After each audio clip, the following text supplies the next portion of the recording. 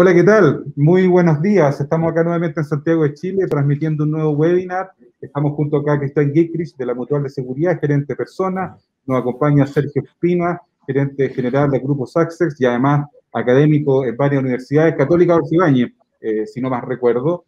Estamos con Cristóbal San Martín, gerente de recursos humanos de Quillayes y Sublat, y con René Cholem de Hapag Lloyd, gerente de recursos humanos también. Así que muchas gracias a todos.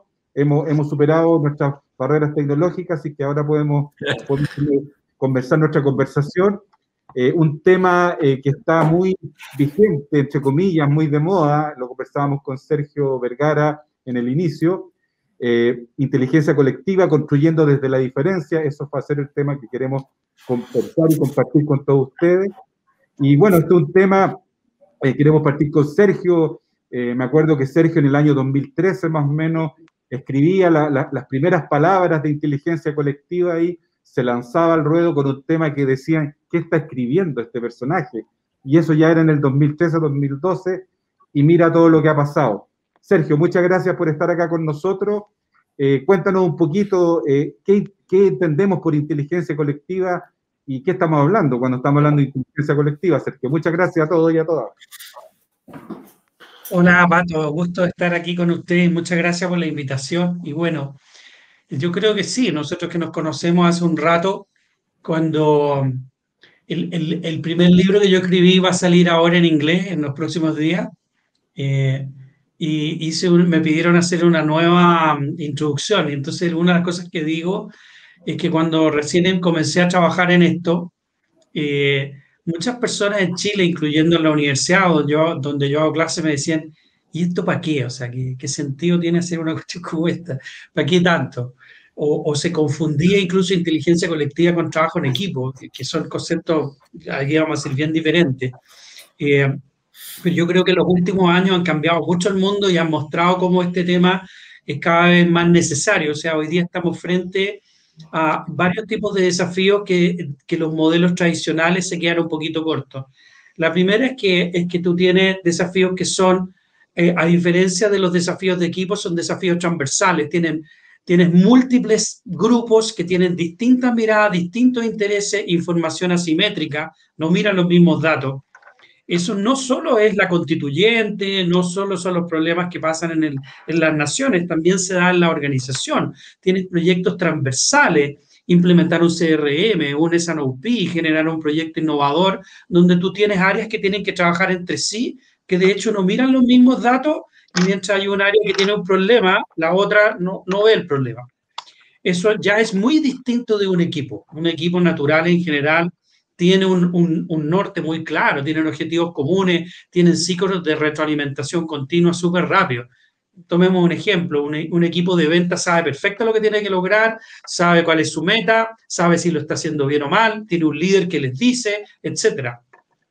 En cambio, ¿qué pasa cuando estamos enfrentando la mejora de un proceso que toca múltiples áreas, donde hay áreas que ni siquiera ven el problema porque no les toca directo? Eso ya no es el trabajo en equipo tradicional, y ahí es donde las lógicas de construcción, de gestión del cambio tradicionales empiezan a quedar medias cortas. Por ejemplo, el, el, eh, el concepto tradicional, si nosotros tomamos, por ejemplo, Kotter, que son los clásicos conceptos leading change, ¿no es cierto? Son conceptos bien de una cúpula que maneja el cambio y que de alguna manera asume que los grupos que hay que involucrar en ese cambio, que los llama stakeholder, si tú te fijas, suelen ser enfocados en una lógica bien desde arriba. En otras palabras, los stakeholders son aquellos que el grupo que lleva el proyecto tiene que hacer lo que nosotros esperamos que hagan, y que en caso de no hacerlo, nosotros lo llamamos resistentes al cambio. O sea, de alguna manera hay un grupo de arriba que pautea lo que los demás tienen que hacer. Esa lógica hoy día no está funcionando de partida, porque el grado en que las personas inciden en las decisiones es mucho mayor. Entonces, ¿qué es lo que ocurre? Que hoy día el enfoque de inteligencia colectiva, que proviene de un trabajo que partió hace varios años, ¿no es cierto? Pierre Levy fue de los primeros que empezó a integrar a las personas con la tecnología, y después se ha desarrollado harto. Yo creo que uno de los temas más fundamentales que al final, y eso es parte de las cosas que hoy día las lógicas ágiles han acentuado más que nunca, el tener un concepto de co-construir. Y co-construir significa tratar al otro como una contraparte y no como un complemento. Complemento es yo te pauteo a ti, entonces yo estoy liderando un cambio y tú tienes que hacer esto, tú tienes que hacer esto, tú tienes que hacer esto. Y si no lo hagan, yo les digo que ustedes son complicados. En cambio ahora yo te voy a poner ficha a ti, yo tengo un enfoque más apreciativo, voy a construir contigo. Te voy dando información para que tú entiendas de qué se trata el cambio, para que tú tengas información y una persona informada es contraparte, tiene opinión, te dice qué piensa, te puede incluso ayudar, que es lo que nos ha pasado en nuestra experiencia de implementación de proyectos. Tú le cuentas, le enseñas al equipo implementador a co-construir y él, dándole este rol de contraparte al otro y explicándole de qué se trata el proyecto, el otro dice, ah, ya, pero ojo, habría que involucrar esto, hay que considerar esto porque nuestra realidad, y te va dando idea, y tú terminas, no sé, un caso muy bonito que siempre lo cuento, la implementación en una de las industrias de salud de la ficha médica, un caso muy bonito que me compartieron para un nuevo libro que estoy trabajando ahora y donde en definitiva los implementadores querían implementar un software que permitiera estandarizar todos los remedios que los médicos dan en un sistema electrónico, ¿no? Y con eso controlar los costos. Por supuesto que los médicos se sintieron como, ¿cómo me va a imponer eso a mí? Andar anotando en un software. Yo que estoy operando con las manos con sangre, voy a ir a la oficina ahí de la secretaria. No, chao. Entonces, ¿qué hicieron esto? Después de darle vuelta que tratar de imponer algo no funcionaba, decidieron aliarse con un médico internista y terminaron co-construyendo con los médicos una manera que les sirva, pero para eso tuvieron que entender la realidad. En vez de imponerle algo, co-construyeron con ellos. Terminaron creando hoy día un sistema que permite dictarle por voz a un software mientras ellos operan, con lo cual terminan capturando toda la información que se utiliza para el control de los costos, pero de una manera que es útil para todos. ¿Lo hubieran logrado con los métodos tradicionales? Yo creo que la respuesta es no, porque el enfoque tradicional asume de alguna manera que el cambio es algo que le cuesta a la gente y estas frases que están tan pegadas hoy día, que la gente se queda en su zona cómoda y todo el cuento. Entonces asume que el cambio es algo que la gente en definitiva como que no va a querer y que hay un grupo de arriba que se tiene que encargar como de pincharlo.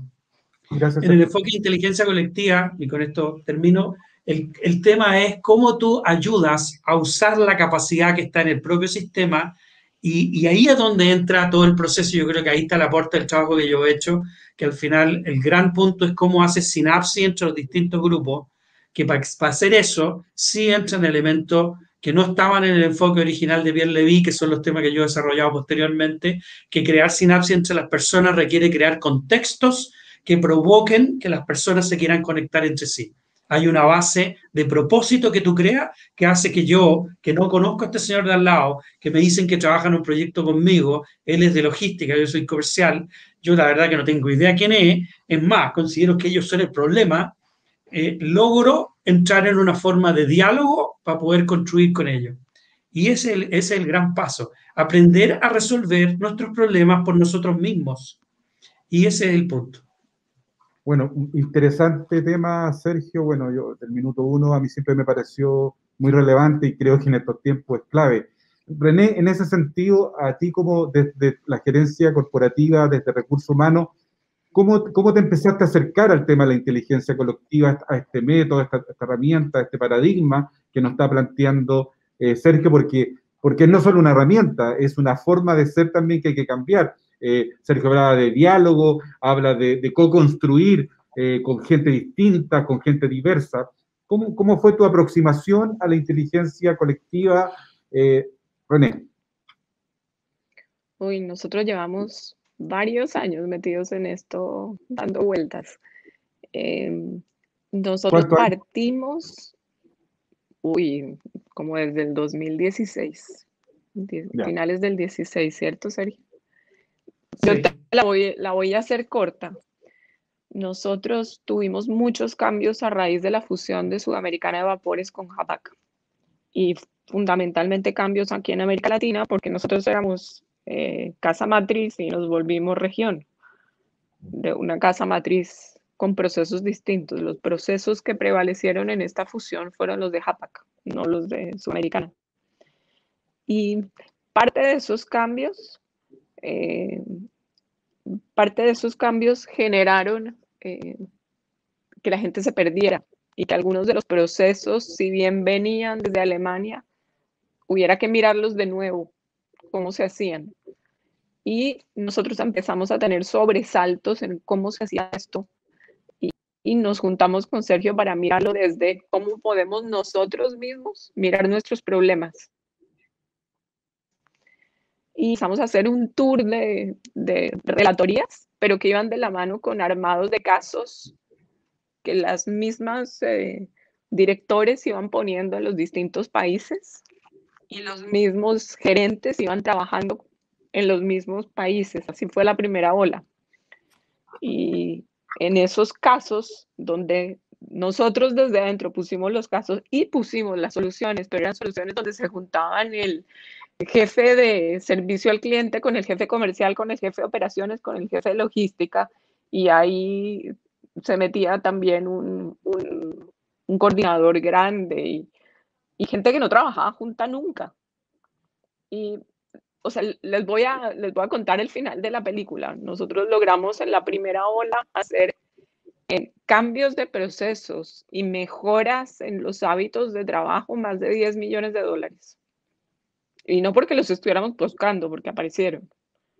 Y estamos en la ola electrónica, ahora estamos haciendo una ola que es online, donde trabajan no dentro de cada país, sino que trabajan personas de distintos países en problemas propios.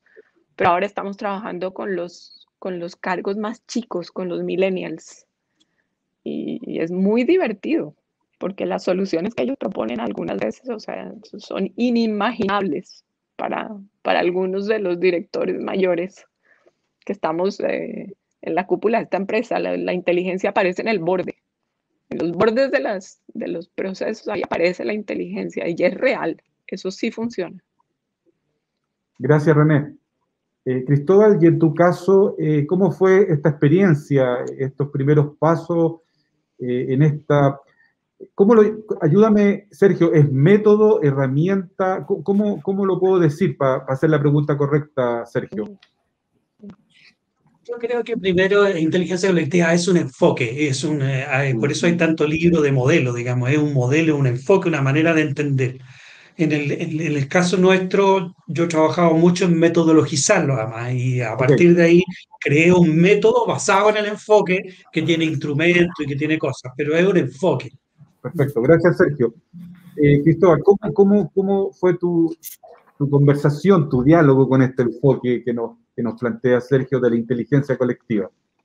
A nosotros, nos llegó bastante similar a René, producto de una fusión, ¿ya? Nosotros somos una organización ya no tan reciente. El año pasado, de abril, se fusionó Quillaye, una empresa familiar chilena, con Surlat, una empresa del grupo EMI, empresa suiza. Entonces, ahí había una mezcla de organizaciones, una familiar, la otra mucho más corporativa, que debían juntarse, ¿ya? Entonces, nosotros siempre tuvimos en la mente la idea de que teníamos que tener desde persona y organización un plan cultural, ¿ya? Para generar estilos de liderazgo, ver todo el tema como más blandito, digamos. Y ese era como mi gran desafío, la integración cultural. Y al poco andar, la verdad que nos dimos cuenta que los desafíos que tenía el negocio, que nosotros pensábamos que eran desafíos absolutamente técnicos, como por ejemplo, ¿cómo integramos la forma en cómo vamos a estimar la demanda?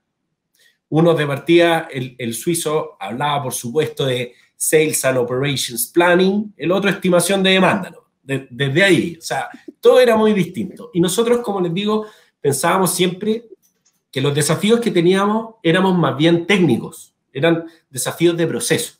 Y al poco andar nos dimos cuenta que los desafíos que tenemos, y digo tenemos porque todavía no hemos solucionado todo, son más bien adaptativos, ¿ya? Son más bien de la índole de la dimensión persona, equipos. Entonces ahí la verdad que el rol que ha hecho Sergio y su equipo ha sido clave para nosotros porque finalmente nos ha hecho ver a nosotros que para poder avanzar en estos desafíos, la única manera que tenemos para hacerlo es justamente, como lo llamó Sergio, co-construyendo, ¿ya?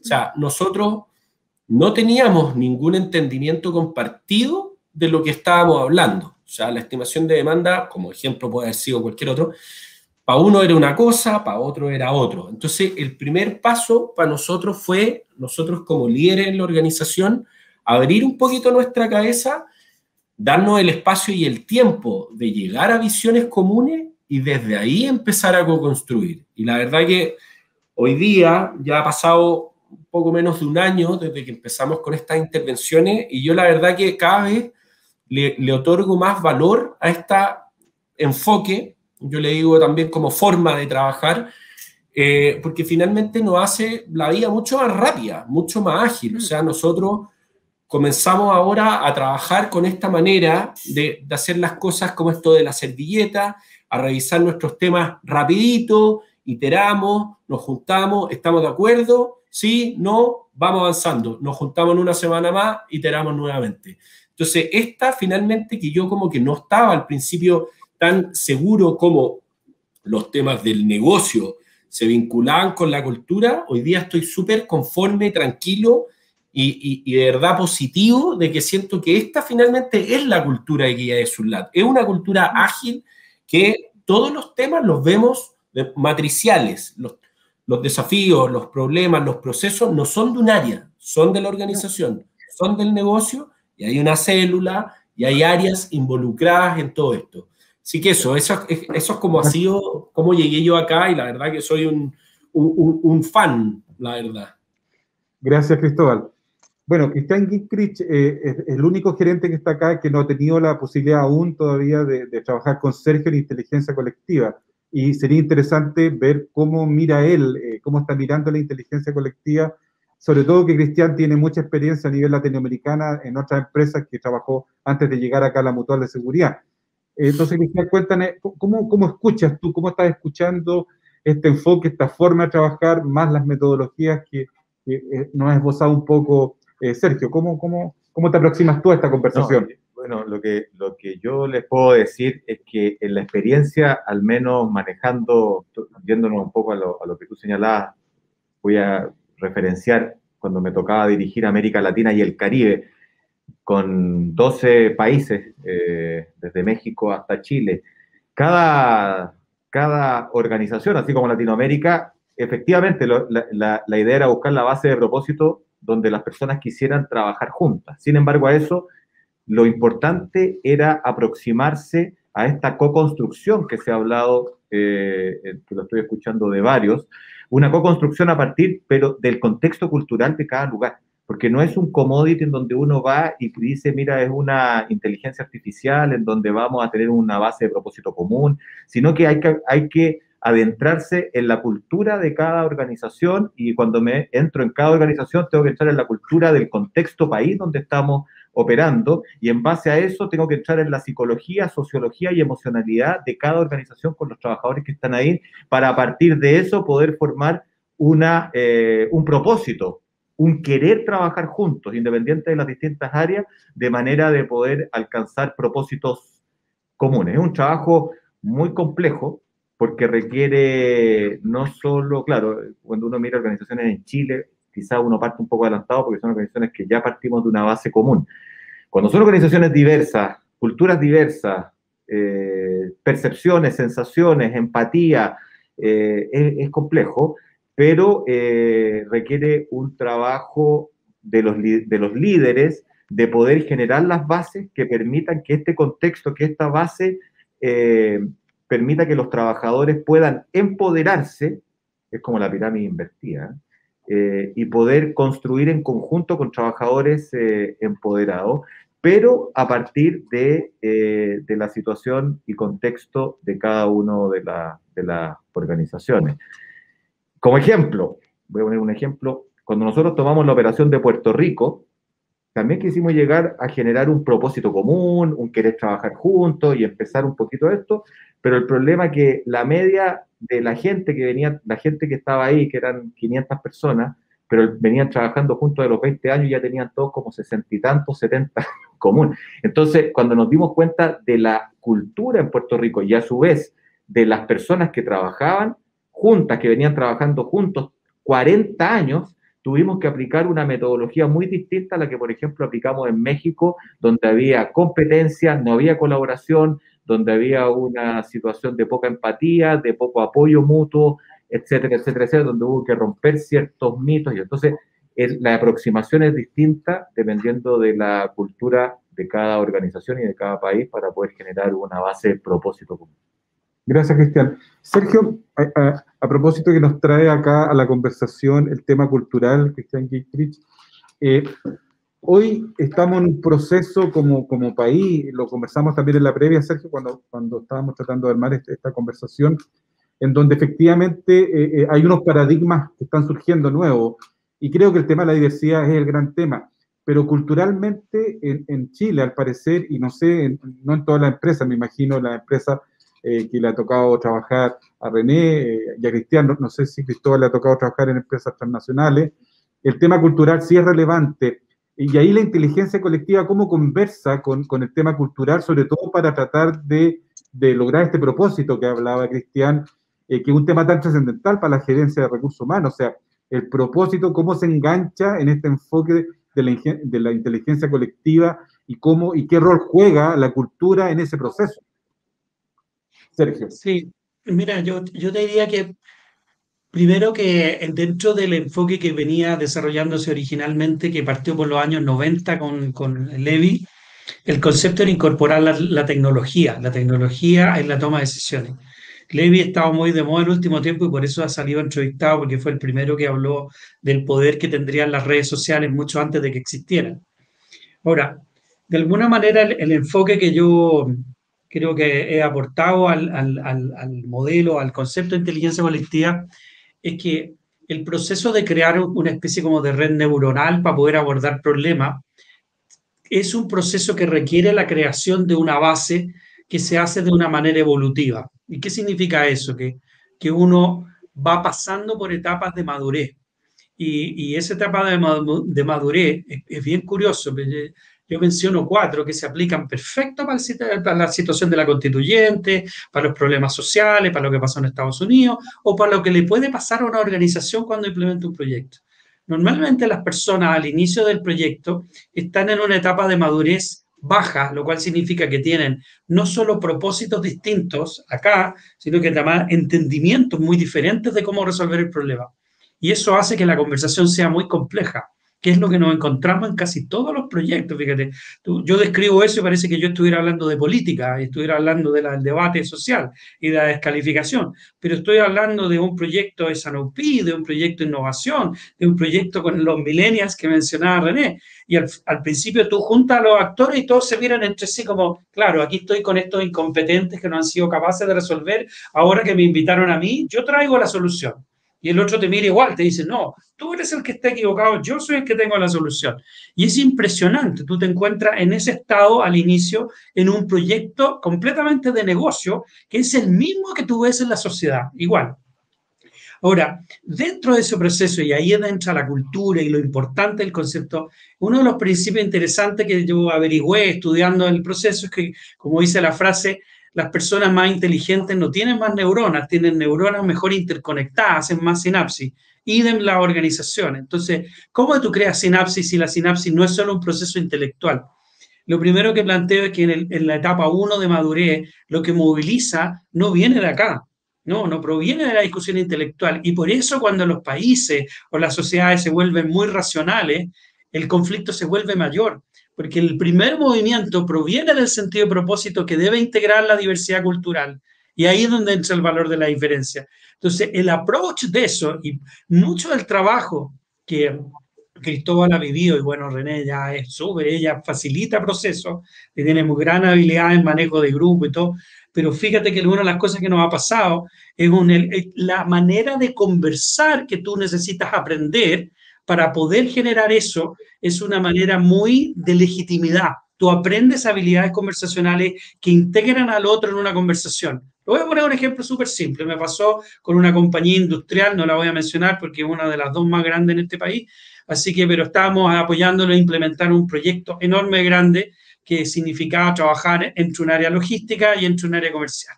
Por supuesto, el área logística, gente muy especializada que había llegado contratada solo para eso, trae su solución así, pero perfecta, y les dice a los comerciales y a todos los demás que vamos a operar así, los industriales así, todo el mundo va a hacer esto porque nosotros traemos la solución. O sea, olvídate, los comerciales que son todos, por supuesto, ingenieros civiles de la Católica, lo que tú quieras, miraron así como, así, mira tú. Y está considerado esto y el mercado europeo y no sé qué. O sea, esa solución no nos sirve. Entonces empieza este fenómeno de que te ponen las ruedas cuadradas y tú te das cuenta que lo que está pasando de fondo no es solo una conversación intelectual, es esa sensación de que el otro no te está tratando como contraparte, te está pauteando. Y cuando tú te sientes pauteado, entonces te viene, espérate, yo tengo una realidad. ¿Tú estás integrando mi realidad en tu proyecto o solo me vas a dar instrucciones? Entonces, hoy día eso que hasta hace súper pocos años era una locura pensarlo, cuando recién probablemente yo empecé a escribir esto acá, hoy día es natural. ¿Cuánto las personas mueven la aguja de un proyecto? Uf, enorme. Un proyecto ágil, uf, enorme. Entonces, ¿qué es lo que ocurre? ¿Dónde entra la cultura y dónde entra la realidad? Tú tienes que aprender a dialogar de una manera que integra al otro e integra su realidad. Y aquí es donde vienen algunas diferencias con enfoque como, por ejemplo, el liderazgo estratégico, que es tan conocido hoy día, ¿no es cierto? Porque el concepto de tensionar en la cultura latinoamericana a menudo es muy de empujar, es muy como de desafiar al otro. Viene este concepto sacarlo del status quo. Acá hay un tema muy importante de que la co-construcción tiene un enfoque apreciativo. Tú debes promover, más que pinchar al otro para incomodarlo, en buscar cómo co-construye, qué condiciones tienes que provocar para que la gente se abra y empiece a construir una solución. Y el primer movimiento, que es la primera etapa de madurez, es lograr que la gente efectivamente sienta, y ahí es donde viene el concepto del liderazgo ágil. Nosotros hablamos del líder como una neurona conectora. Ese es el concepto. Tu rol es conectar a dos lados que hoy día no hablan. Y si tú quieres conectar, lo primero que tienes que hacer, no te acerques tanto desde la respuesta correcta. Tú tienes que dar un espacio en que puedas legitimar esa realidad que está viviendo ese otro y poder darle un espacio para entenderla. No para que le des la razón, sino para entender qué es lo que les pasa, cómo les afecta. Y cuando tú logras hacer eso y el otro se siente integrado, se siente naturalmente invitado. Y al sentirse invitado, empieza a pensar contigo en las aristas que tiene que tener el proyecto para que salga bien. Oye,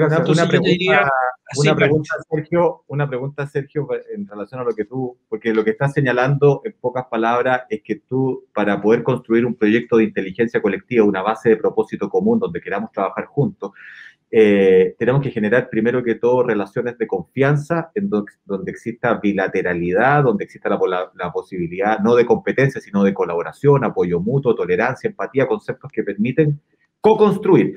Entonces, la pregunta que te quería hacer era, bajo tu experiencia, ¿existen algunas sociedades o culturas más proclives culturalmente que favorecen este tipo de inteligencia colectiva versus otras, que son más competitivas, quizás, y que uno tiene que hacer un trabajo más desde abajo para romper esa? ¿Cuál es tu experiencia ahí? Es un tema que he estudiado harto porque yo he llegado a la conclusión y en esto, de la mano de nuestros mismos clientes, hemos viajado mucho y yo he llegado a la conclusión de verdad que esto está muy ligado a la madurez social.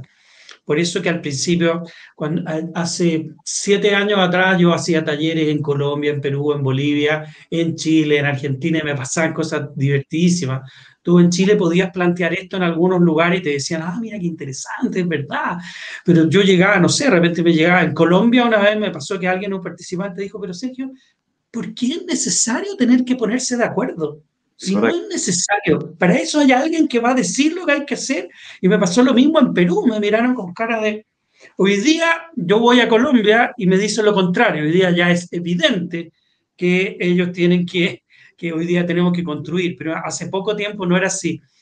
Y yo creo que hay una cosa, yo diría que la variable más de fondo tiene que ver con una característica de madurez social que está justamente cambiando en toda la sociedad latinoamericana, que es la que está más removida con todo lo que tiene que ver con estallidos sociales, es la legitimidad. ¿Cuánto tú consideras que el otro de alguna manera es un interlocutor válido para discutir sus puntos de vista versus yo soy el que sé, yo soy el que tengo, yo soy el que defino? Tú haz lo que yo te diga, ya entenderás, porque yo sé lo mejor para ti.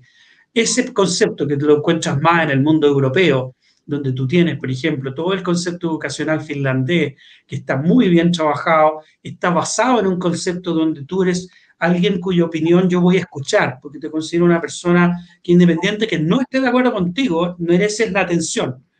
Ese fenómeno, si tú te fijas, exactamente ese fenómeno es el que está en el cuestionamiento de los procesos sociales que está pasando en Latinoamérica y en Estados Unidos también.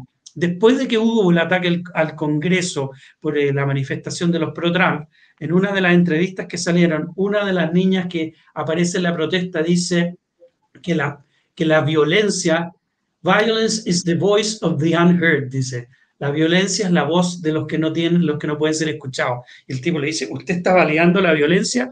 ¡Wow! Entonces, lo que quiero decir es lo siguiente. ¿Cuál es el cuestionamiento de fondo en que está la sociedad hoy día? Ese. Yo quiero sentirme sentado a la mesa como uno válido, que es escuchado, que es valorado, que es respetado, cuya opinión cuenta. Puede ser que tú eres magíster en logística, transporte, supply chain, innovación, y tú traes un proyecto espectacular acá. Pero yo soy parte de tu proyecto, aunque soy de otra área, porque me va a afectar a mí. Yo lo voy a usar. Y yo quiero ser partícipe de este proyecto y no solo que me mandoneen de arriba, como si nosotros tenemos que hacer lo que nos digan. Porque yo tengo una realidad y a mí me afecta. Yo pongo la cara por tu diseño. Si tu diseño, pienso hoy día, hoy día hay un montón de organizaciones implementando CRM. CRM tiene un montón de cambios de este estilo. O sea, el tipo dice, oye, si yo soy el que doy la cara al cliente y el que tengo que aguantarme que me reten porque no sé qué, por un tema que tú no actualizaste. Tú tenías que haber puesto el dato, tú que eres logístico, tendrías que haber actualizado esos datos. Si tú no lo hiciste, la cara la pongo yo. Entonces, yo no quiero que ahora tú me vengas a decir la forma correcta como si no supieras todo lo que yo vivo, porque yo vivo muchas cosas todo el mes. Entonces, si quieres que lo vamos a hacer, sentémonos a conversar. Correcto. Gracias, Sergio. René, en ese sentido, el tema que instala Cristian y que instala, que responde Sergio, tiene que ver mucho con ¿se acuerdan cuando empezamos con esto de Reche Management? Siempre nuestro lema era las personas primero. Y bueno, y a todos nos tocó, y a ti te tocó, y la mayoría cuando empezaron en recursos humanos, las personas, primero era como un eslogan, pero pareciera que eso ya no es eslogan y es real. En lo que a ti te tocó ver, René, de la implementación, porque al parecer fuiste bastante pionera y visionaria en llevar este enfoque a tu empresa, ¿qué pasó con las resistencias? ¿Y vinieron desde los liderazgos tradicionales? ¿Vino de la gente común y corriente? ¿Vino de los sindicatos? ¿Cómo tú lograste facilitar, como bien te describía Sergio, este proceso en donde una persona que tiene un magíster tiene que compartir su idea con una persona que maneja la grúa, por poner un ejemplo? Entonces hay un sentido más igualitario. ¿Cómo lograste posicionar este tema y que efectivamente lograran los éxitos que tú comentaste en tu primera intervención? ¿Cómo lo ves, René? Esto nos ha tomado a nosotros, esto no es rápido, la cultura no es algo que ocurra de la noche a la mañana, la cultura es algo que ocurre porque la gente al final del día quiere, la gente no da de lo que no tiene y no hace lo que no quiere. Entonces, son intervenciones a muchísimos niveles, porque para juntar gentes de distintas partes de la organización, primero hay que juntar los jefes y primero hay que trabajar la mente del directivo, porque el directivo está acostumbrado a decir hay que hacer A, B, C, D, E y hay que hacerlo de esta manera y en tanto tiempo. Y lo que ocurre aquí es que este es un directivo que le va a preguntar a su gente qué piensa sobre cómo hay que hacer las cosas. Y este directivo tiene que estar dispuesto a que la gente le diga. Y además tiene que estar dispuesto a que no estén de acuerdo con él. Y tiene que estar dispuesto a cambiar de opinión. Entonces ocurren intervenciones con el directivo, con la gente que está en la mitad, sobre todo la gente que está en la mitad, porque la gente que está en la mitad recibe la instrucción, pero tiene la resistencia de los que están abajo y que no necesariamente todos tienen el mismo propósito. Entonces uno se da cuenta que un trabajo muy importante a nivel de directivos. Y una vez que ellos entienden y lo ven, ellos son Ellos son los campeones de esto, por decirlo de alguna manera. Y los mandos medios, como los llamamos acá, cuando se dan cuenta que su gente y la gente de otros departamentos y sus pares y la gente que les ayuda en las funciones de back office o de soporte, tienen mucho que decir y mucho que aportar, y lo logran aceptar y lo logran también ver, ellos empiezan a escuchar, porque aquí parte del problema más grande que tenemos, yo lo veo como, no solo como empresa, sino como sociedad, es que hay que escuchar activamente.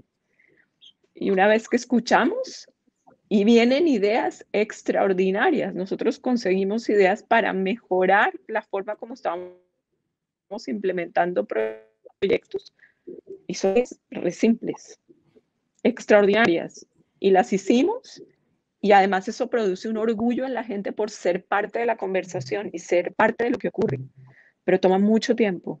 Gracias, esto no fue para nada rápido. Gracias. Gracias. Y en tu caso, Cristóbal, ¿cómo fue este proceso también? Porque aquí habla de la escucha activa, en el fondo, y cómo eso transformó la empresa, en este caso la empresa de René, y cómo muchos paradigmas, sobre todo de los directivos, como señalaba René, también cambiaron, pero con esta capacidad de estar dispuesto a cambiar su opinión, porque validó al otro. ¿Cómo fue tu experiencia en eso, Cristóbal? La verdad que fue bastante similar. Nosotros como que los primeros diagnósticos de temas que debíamos mejorar y cambiar en forma tenía que ver con los directivos, con la apreciación que teníamos nosotros como ejecutivos respecto a los procesos de la organización.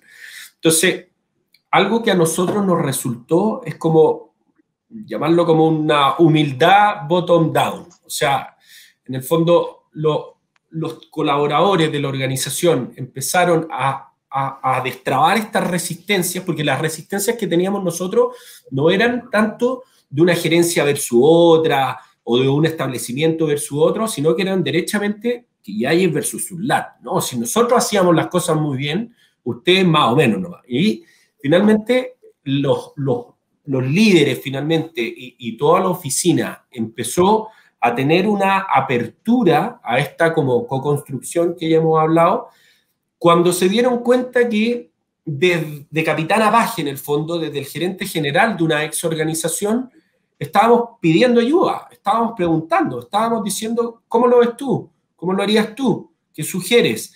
Sin nosotros, como ejecutivos, venir acá con las respuestas. Entonces, ese cambio de nuevo adaptativo, de ir de partida guiando con el ejemplo, de mostrarnos que queremos la opinión de todos, queremos la respuesta que nos salga de arriba, no una cuestión cupular, sino que algo, digamos, de todas las áreas, eso para nosotros, y que lo hemos tenido como que reforzar continuamente, eso yo siento que ha sido el éxito finalmente a que nos funcione hoy en los distintos. Nosotros tenemos hoy día definido 4 o 5 procesos clave de la organización, que son los procesos del negocio que queremos empujar, y esos tienen un tutor y un líder. Entonces, algo que nosotros, y recursos humanos, desde mi área, en el fondo siempre hay un agente de cambio que está involucrado en cada célula. Entonces, uno de nuestros roles con los tutores es justamente eso.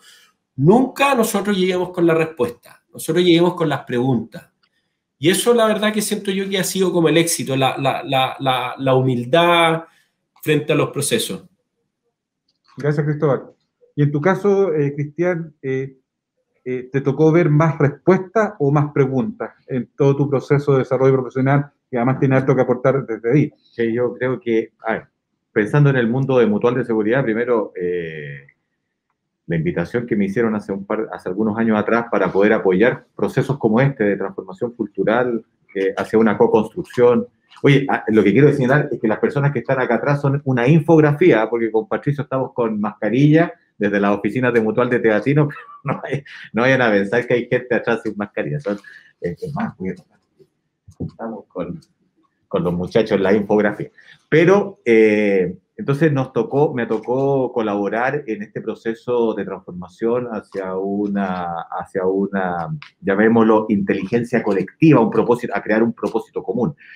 Y eso, tomando también lo que dice Cristóbal, un poco si bien, claro, lo prescriptivo, normativo que determina conducta y relaciones que viene desde arriba, se tiene que unir muy bien con lo que es la percepción de los colaboradores, y eso genera un ambiente propicio para, o no propicio, depende de lo que vaya pasando, pero esa mayor conexión o desconexión entre lo que se dice y lo que se hace tiene mucho que ver con esta generación de mayores confianza y eliminación de competencias internas, y cuando se eliminan las competencias internas, lo que aflora naturalmente es la colaboración. Uno de los elementos más distintivos que ha tenido Mutual de Seguridad en este propósito común que es, claro, Mutual de Seguridad es la mejor mutualidad desde el punto de vista de entregar el mejor servicio en seguridad y salud en el trabajo, tiene que ver con nuestros sindicatos, por ejemplo. Nosotros, uno de los elementos fundamentales era la altísima competencia, rivalidad y contraposición que había en muchos temas, y tuvimos que partir haciendo un trabajo muy fuerte de generar estas conversaciones, diálogos que permitiesen abrirse a nuevos campos, a nuevos mundos, a ponerse en el lugar del otro, a poder tener puntos de vista distintos, para poder incorporar lo que el otro me decía, incluso cambiando las percepciones propias, y eso permite que tanto el directorio, administración, trabajadores y sindicatos hoy día puedan trabajar muy superior, armoniosamente en ese sentido, y ese tipo de acciones, cuando tú dices, una de las cosas que yo con estos años que llevo trabajando acá en Mutual, es que al eliminar la competencia interna, genera y aumenta la colaboración, y cuando se aflora la colaboración, lo que aflora son sentimientos de que el éxito son tus éxitos y los fracasos también son mis fracasos. Y por lo tanto lo que permite es que pueda aflorar ese propósito, esa base de propósito que permita trabajar juntos con un propósito común, más allá de las áreas donde estamos. Y esa ha sido un poco Si tú me preguntaras hoy día, Cristian, ¿qué harías tú a futuro en otra organización? Yo haría eso mismo. Eliminaría la competencia interna y afloraría la colaboración, independiente de la industria.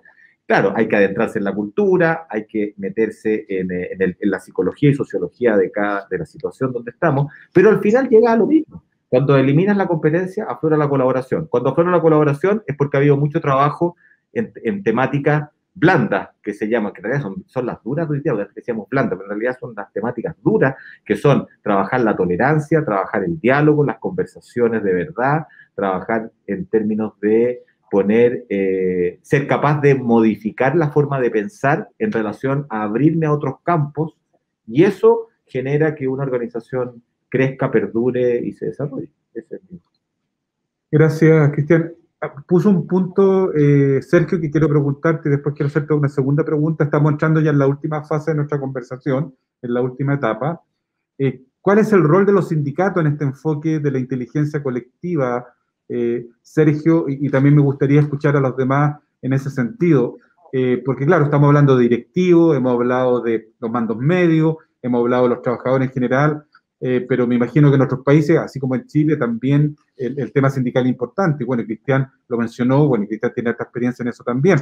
¿Qué pasa ahí, Sergio Vergara, en el rol, o cómo te ha tocado mirar el rol que están jugando los sindicatos en este enfoque que puede ser muy potente, pero que para muchos también lo pueden ver como una amenaza? No sé si es así. ¿Cómo lo ves tú, Sergio?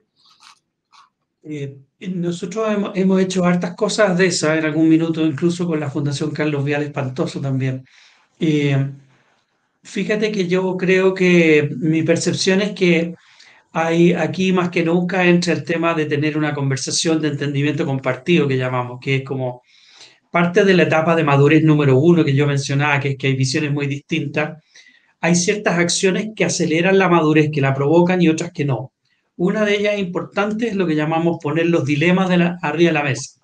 Poner los dilemas significa que uno genera cierto nivel de información más común para que uno se dé cuenta que las decisiones que uno puede tomar tienen costo, nada es gratis. O sea, ¿qué es lo que ocurre? En muchas organizaciones, particularmente el mundo minero, es un mundo que ha resuelto muchos de sus problemas sindicales con plata arriba de la mesa. Y eso no provoca madurez. A mí me parece que no necesariamente es el mejor enfoque, y un enfoque que hoy día cada vez sale más caro. El punto más relevante aquí es cómo yo logro a ser parte del sindicato de un entendimiento común del desafío para que veamos que las decisiones que vamos a tomar no son gratis.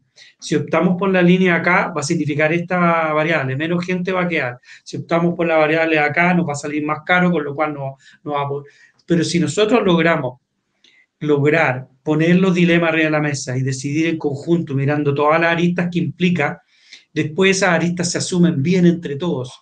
Y eso es tratar al sindicato como una contraparte legítima, con todos los deberes y los derechos, no solamente los lados buenos. Esto no es solo dar, aquí hay decisiones que van a afectar a las personas y ustedes tienen que hacerse parte de esas decisiones y dar la cara a esas decisiones y cambiar la lógica de la empresa que solo da a una empresa que te valida en tu rol y por eso te invita a participar, pero que efectivamente tienes que hacerte parte del costo de esas decisiones. Cuando eso pasa, la gente, como decía Humberto Maturana, si tratas a la gente como adulto, se termina comportando como tal. Si lo tratas como niño, se termina convirtiendo en niño. Depende cómo uno lo quiera enfocar. Gracias, Sergio. René, ¿cuál es tu mirada con respecto ahí? ¿Cómo te tocó mirar el tema de los sindicatos? ¿Cómo lo ves tú? Depende del país también, ¿no? Hay sindicatos federados, hay sindicatos de pesa, hay sindicatos por ciudad, pero si los haces parte de la conversación, van a ser parte de la conversación. O sea, lo que nosotros hicimos es, usted no se puede extraer de esto, tiene que entrar. O sea, lo tienes que sentar a la mesa, tiene que entrar. Si entra, es como dice Sergio, porque nosotros hemos tenido que tomar decisiones difíciles de dónde se quedan las funciones. Se quedan en un país o se quedan en otro. Si el sindicato es parte de la decisión, también es parte de la solución. Yo también tengo que reconocer que la relación sindical que yo tengo en prácticamente todos los países de América Latina donde opero es una relación sindical muy, muy poderosa y muy buena, pero que viene desde mucho atrás, histórica. Entonces, yo no tuve nunca una situación conflictiva, pero sí he encontrado un aporte muy grande de ellos si los haces parte, si entran desde el primer día. Gracias, René. Y en tu caso, Cristóbal, ¿cuál ha sido tu experiencia, tu mirada con respecto a inteligencia colectiva y sindicato en ese sentido? A mí lo que yo la verdad que he tenido buenas y malas experiencias sindicales, no todo ha sido color de rosa. Lo que me ha funcionado, y un poco lo que estamos haciendo en nuestra organización, relacionado como a esto mismo de la inteligencia colectiva, tiene que ver también como con la cancha, con el encuadre que tú haces con el sindicato, porque en el fondo hay instancias que es de procedimiento, de negociación colectiva, donde no vamos a ser tan amigos, porque vamos a tener que discutir y negociar sobre un instrumento, ¿ya? Pero nosotros lo que hemos hecho es que, por ejemplo, desde nuestra política de sustentabilidad, nosotros tenemos un pilar que es el caring for our people, el cuidado por las personas. Entonces, en esa cancha, el cuidado por las personas, nosotros con los sindicatos somos una relación par, donde ellos tienen ciertas obligaciones, tienen cierto rol y nosotros también. Entonces, cuando tú logras, como les digo, una cancha donde con los sindicatos te puedes ver como pares y tienes objetivos comunes y vuelves entonces a tener visiones comunes de cosas, propósitos comunes, se te hace más fácil construir porque te das cuenta que no estás de cierta manera como en contra, sino que ambos van en el mismo equipo construyendo. ¿Te fijas? Yo siento que eso es un poquito clave, ponerle un nombre, ponerle un desafío, un motivo, una visión común que los involucre como actores legítimos e igualitarios. Eso yo siento que es la clave. Gracias, Cristóbal. Bueno, estamos entrando ya en la última fase, definitivamente. La idea es que tengo algunas preguntas acá que me gustaría hacer brevemente, que las respondamos brevemente, pero quiero pedirle a Cristian la última idea de cierre para todos de la conversación que estamos teniendo sobre inteligencia colectiva. Muy brevemente, Cristian, cerrando tu intervención ya puntual, una idea de cierre con respecto a nuestra conversación sobre inteligencia colectiva. La importancia fundamental de lo que decía Sergio, lo que decía René, Cristóbal, respecto a inteligencia colectiva, buscar esta base de propósito que nos permita trabajar juntos y que la base fundamental de eso tiene que ver con adentrarnos en la psicología de la organización y de las personas, y eso requiere finalmente generar espacios de colaboración, entendimiento, diálogo, que probablemente son los elementos más difíciles de trabajar porque requiere mucha humildad al tener que ser capaz de rescindir de mis propias formas de ver el mundo y aproximarme a los del otro y ser capaz y estar dispuesto a cambiar mis puntos de vista entre los dos. Yo creo que ese trabajo es muy bonito, es un trabajo fundamental y como lo decía Sergio, probablemente cuando uno ve los conflictos o los no conflictos, lugares o sociedades donde no hay conflictos o menores conflictos, mejor dicho, o lugares donde sí tenemos, probablemente mucho tiene que ver con esto de excesiva competencia, de no escucharse, versus lugares donde tenemos el otro mundo, el mundo de la colaboración, que es tan fundamental, sobre todo hoy en día en nuestro país. Gracias. ¿Una idea de cierre final, Sergio? Antes de echar las preguntas. Yo, hace años atrás, en el primer libro, decía una cosa cuando uno se conecta con esto, decía que va a haber algún día en que las personas no van a necesitar que existan partidos políticos para poder organizarse por sí mismos, porque los sistemas electrónicos nos van a permitir tomar decisiones. Hoy día existe la lista del pueblo. Esto no es una opinión de... La gente se organiza, la gente puede tomar decisiones. Lo que está pasando es que estamos frente a una iniciativa donde el mundo global, en un montón de ámbitos, en el ámbito organizacional, cada vez más está más empoderado. O sea, creo que tenemos el desafío más que nunca de ser contrapartes y de una buena contraparte. Eso no es victimizarse, no es... El desafío es líder conector y genera una mayor inteligencia generando sinapsis, que aprende a conectar los problemas que pasan no solo hacia el lado, sino entre arriba y abajo, entre la expectativa de la gerencia y la gente que está en el piso trabajando. Si logra hacer eso, yo creo que vamos a crear organizaciones mucho más inteligentes y sociedades más maduras, porque yo creo que es por eso que trabajo en organizaciones. Yo creo que las organizaciones le aportan muchísimo a la sociedad en términos de madurez, de maneras de mirar, de enfrentar los problemas, de decidir, etc. Eso diría yo. René, ¿cuál sería tu idea de cierre? Yo básicamente concuerdo en general. Hemos durante todos estos años concordado en la mirada con Sergio. Es de verdad co-construir. Mi mirada no es la única, la tuya no es la única, es la conexión y la sinapsis y el propósito, como dice Cristian, es la co-construcción de eso la que nos permite llegar a un lugar mejor, a un lugar más propicio, a una sociedad, a una empresa, a una colaboración. Gracias, René. ¿Se escuchó? Sí. Gracias, René. Y Cristóbal, ¿cuál sería tu idea de cierre? Solo para no repetirme, la verdad, yo agregaría el concepto de la horizontalidad. Yo siento que hoy día las organizaciones y las sociedades son mucho más horizontales de lo que eran antes. Y eso en el fondo propicia estas co-construcciones. Hoy día los millennials, los centennials y las distintas sociedades finalmente quieren opinar y quieren sentarse a conversar de una manera más par, no como era antes que lo jerarca, digamos, la autoridad daba una cierta tranquilidad porque uno era un poco más sumiso y uno dejaba que las cosas pasaban porque asumía que funcionaba. Hoy día no, hoy día la gente quiere más participación, quiere tener más voz, por lo tanto yo siento que esta horizontalidad en las relaciones es clave también para seguir en el fondo en esta mirada de co-construcción. Gracias, Cristóbal. Tengo 4 preguntas que me han enviado acá al chat, pero voy a elegir una y les rogaría que todas la contestáramos brevemente desde lo que miran ustedes y terminamos con eso. Voy a elegir la pregunta, una primera que me mandaron que dice, Sergio, para partir contigo, ¿cómo impactan los procesos de transformación digital en el enfoque de la inteligencia colectiva? ¿Cómo es el impacto de la transformación digital en el enfoque de la inteligencia colectiva? Creo que son 100% vasocomunicantes desde el punto de vista de lo que ha pasado en las sociedades, en la transformación digital. Contribuyó sí, hizo visible que es necesario tener un enfoque de gestión de cambio distinto a los tradicionales.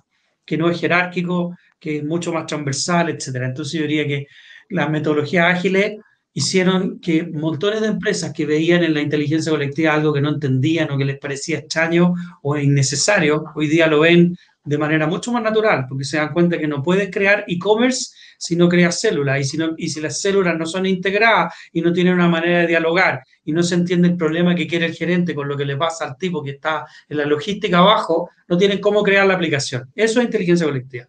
Entonces, las metodologías ágiles aceleraron el proceso a nivel de organización de algo que está pasando en la sociedad, se metió dentro de la empresa, que es la participación, todo eso.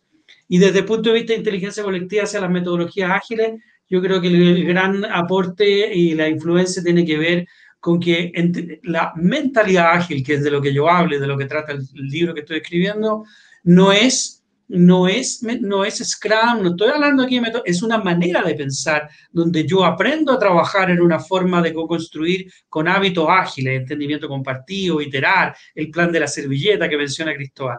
Esa es la línea, aprender a pensar en una lógica ágil de co-construcción. Gracias, Sergio. René, ¿cuál sería para ti, cómo impactan los procesos de transformación digital en la inteligencia colectiva? Brevemente, por favor. La transformación digital hace que todos los errores sean evidentes mucho más rápido.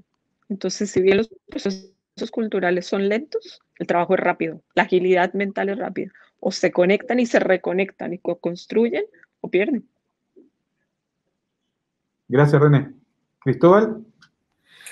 Lo mismo, solo sumar que en el fondo donde entra en la velocidad. O sea, yo siento que la transformación digital viene a darle aún más rapidez a estas mentalidades ágiles, porque justamente como acaba de mencionar René, visibilizan de manera más rápida y permiten iteraciones más rápidas. Gracias, Cristóbal. Cristian, ¿cuál sería Yo agregando un poco, diría que es un medio, no es un fin, y efectivamente es un acelerador que permite tener decisiones, como se dijo recién, más rápidas, pero que no suplanta, veníamos de un mundo analógico, pasamos a un mundo digital, pero tanto en el mundo analógico como en el mundo digital, quizá uno era más lento, el otro más rápido, pero lo que había detrás eran personas, y eso es lo fundamental que no hay que perder de vista. Uno no está por sobre el otro, sino que este es un medio. La inteligencia artificial, o sea, digital, es un medio que permite acelerar, pero hay que ocuparlo correctamente para el fin. Ok, bueno, estamos terminando. Quiero agradecer a Cristóbal San Martín, gerente de personas de Quillay Surlat, a René Cholem, gerente de recursos humanos de Hapag-Lloyd, a Cristian Gingrich, de gerente de personas de Mutual, y a Sergio Vergara, el gerente general del Grupo Social, por esta conversación. Un abrazo grande a todos y a todas. Seguimos virtual todavía, pero esperamos tener eventos presenciales pronto. Así que muchas gracias. Oye, yo adicionalmente también sumarme al agradecimiento de estar un espacio de tiempo que le agradezco, porque tal como veníamos conversando, la importancia de la conversación, el diálogo, el entender realidades distintas, es cómo se construyen mejores grupos humanos, personas, organizaciones. Entonces, a René también de Hapag-Lloyd, a Sergio y a Cristóbal, un abrazo, y a ti, Patricio, por abrirnos espacios de conversación en conjunto que tanto Gracias a ti, sí. Hoy día. Gracias a ti, Patricio, por la invitación y por congregar este grupo. Muchas gracias. Muchas gracias por la invitación. Buen día a todos. Chao, chao. Chao, chao. Chao.